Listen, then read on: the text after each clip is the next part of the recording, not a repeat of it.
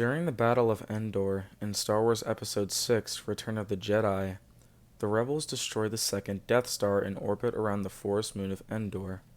The destruction of the battle station kills the remaining Imperial forces on board and delivers an enormous blow to the Empire due to the loss of such a gigantic weapon and all on board, the defeat of the Imperial fleet nearby, and the defeat of the evil Emperor Palpatine.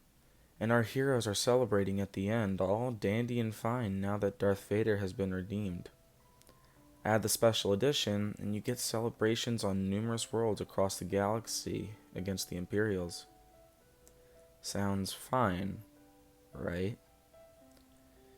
Consider that the Death Star 2 is around the size of our moon. When the station erupts in a gigantic fireball, numerous parts of its frame and inner workings are ejected outward into space at enormous speeds. Also consider that in real life, when a space station that is vastly smaller than the Death Star 2 is destroyed, it creates a cloud of debris that begins to circle the Earth due to being drawn in by the planet's gravity. If the debris collides with satellites, it can cause great damage to them. Imagine all that debris, much of which could be country-sized, falling down onto the forest moon. The gravity field would pull on the wreckage so that it would be shifted towards the moon. The gas giant Endor is directly behind it, and thus cannot pull enough of the debris away. The rebel fleet is too small to create a combined shield to deflect half the stuff. And the Imperials, even if they were helping the rebels deflect it and had all their ships, would not be anywhere near enough to protect the moon.